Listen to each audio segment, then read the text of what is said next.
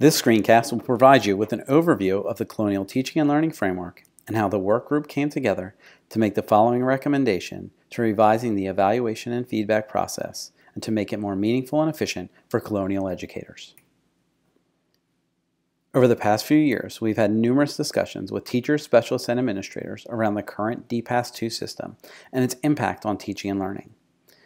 The overall feedback we have received has led us to a decision to explore options to redesign and submit a plan to Delaware Department of Education that revises the current system in Colonial.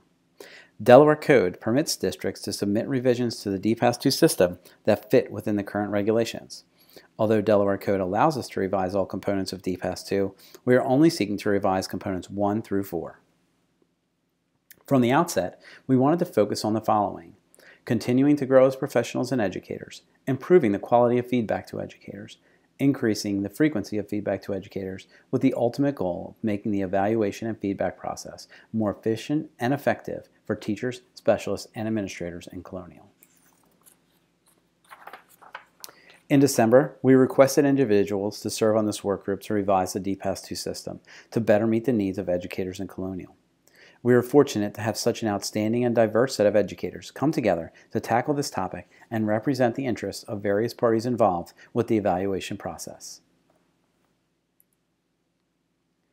In designing an alternative to the current DPAS-2 system, this group sought to create a process that would accomplish the following tasks: create a system committed to developing professionals' practice while also assessing professionals' performance, producing more meaningful, timely, and practice-impacting feedback for all professionals, to better support and develop the practices of the district's less experienced professionals, to streamline process pieces in order to both focus on most important elements of practice and remove unnecessary or duplicative commitments.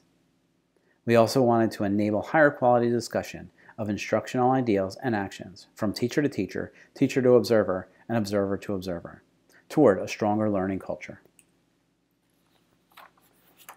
This was one of the focal points for shifting to a new model.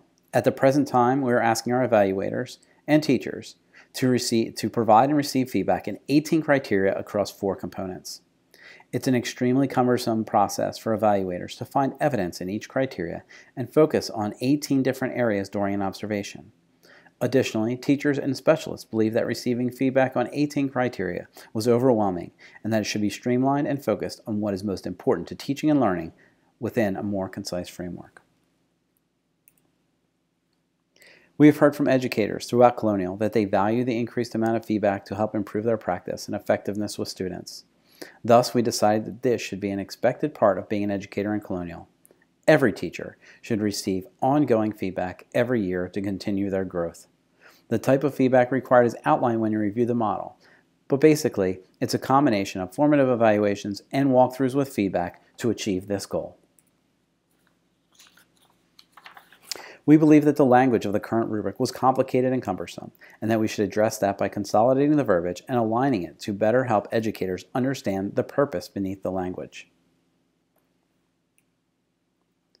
In order to provide educators in Colonial with the most effective feedback, our work group believed that we must have a tiered level of support from evaluators.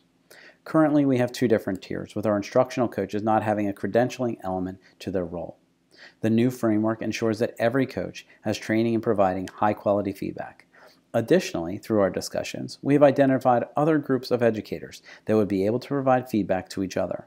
For example, it was suggested that our music teachers would benefit from having a credentialed music teacher provide feedback to them to help improve their practice. So we wanted to create the opportunity for teacher leaders in various content areas to develop their coaching and feedback skills. As a group, we decided not to address the following areas for 2015-16. However, we believe that we need to address specialist evaluations in a special work group during the 2015-16 school year, as their roles and responsibilities differ significantly from other educators in the district.